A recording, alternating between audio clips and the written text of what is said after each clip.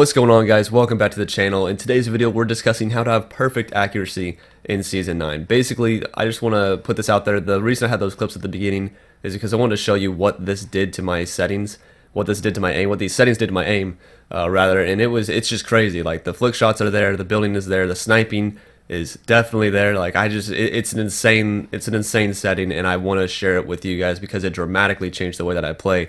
And so it just naturally, you guys have got to see this. And I'm sure you guys have played around with this before, but just to explain it better, I will do just that. I'm not going to waste any of your time. I'm going to go straight to the setting. If I can find it. There it is. Okay, so this setting, back in the day when it came out like months ago, and I never changed it. Like, both of mine were 0.2, which is the default setting, and I didn't really feel a need to change it because my aim was pretty good back then, in my opinion, and so I just never changed it. Well, upon taking a break, I come back and I'm like, my aim is doo-doo anyway. Might as well play around with these settings, right? And I'm just thinking about it. Like, the smaller that it. So first, let me slow down. Let me explain this setting. So whenever it is a bigger circle, whenever you make the circle bigger, it's going to take longer for your thumbstick or for your character in game to recognize that you're moving your thumbstick. So larger, slower movements, basically. It's going to take more dramatic movements of your thumb, like dramatic range of motion on your thumb, to make this work. When you make it smaller, then it's as soon as like you hit that blue circle when you're moving your thumbstick, then your character in game is actually going to respond quicker. So the lower that you can put this, the better. Now, the one thing that this does cause is drift on your controller sometimes, but it is what it is. Like, I get a small drift on my Elite controller, but it's honestly not that bad. Like, it's very, very small, and most of the time it doesn't work. What I would recommend is if you do get some drift, then I would just move this up, one at a time, and see what the lowest you can go without drift is. If the drift is really bothering you. If the drift doesn't bother you, then don't worry about it. Like in my case, it's very, very small, and it's very, very rare. It doesn't happen all the time. As long as it's not affecting your combat, you should be good. But anyway, if you have this lowered, then it simply just makes your character react faster, right? So this allows you to basically move your reticle quicker. So if I get out of this, like, I can just clear things, like I can clear distance much quicker than I did before. And one other thing to note about my controller is that I'm using an extended thumbstick. I have an Elite controller. You can mimic this if you have a normal controller with just simple Kontrolfreaks, they're very cheap. They're like 15, 20 bucks or something like that, and everybody has a discount code for you.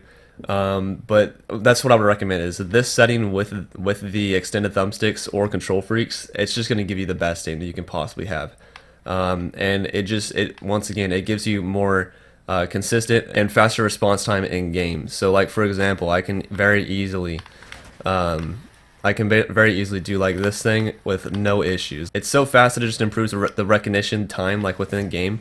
So, like, you can literally, the game will always recognize that you are putting okay, well, it's not going to recognize when the game ends. The game always recognizes whenever you have flats going down, walls going down. Like, you won't miss it.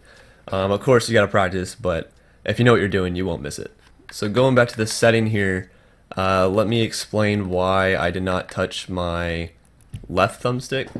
So the reason I didn't touch my left thumbstick, I might lower it a little bit just because, but honestly, you don't really need to have more responsive movements on your left thumbstick, because what are you doing with your left thumbstick? All you're doing is moving around. And yes, I guess you could use some precise movements for something, but if it's not like something that's hindering your gameplay, I wouldn't really worry about it.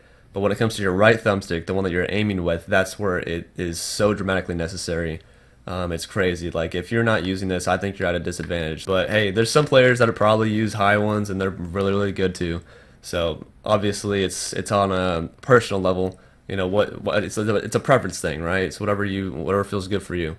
But for me, like, this setting has just completely revolutionized the way that I play the game. The snipes, when you snipe with this setting, it's just like pinpoint accuracy. For some reason, it just allows you to get that pinpoint accuracy with those mini flick shots with the sniping, if you know what I mean. Whenever you're scoped and you just kind of flick up or flick left, wherever your opponent is.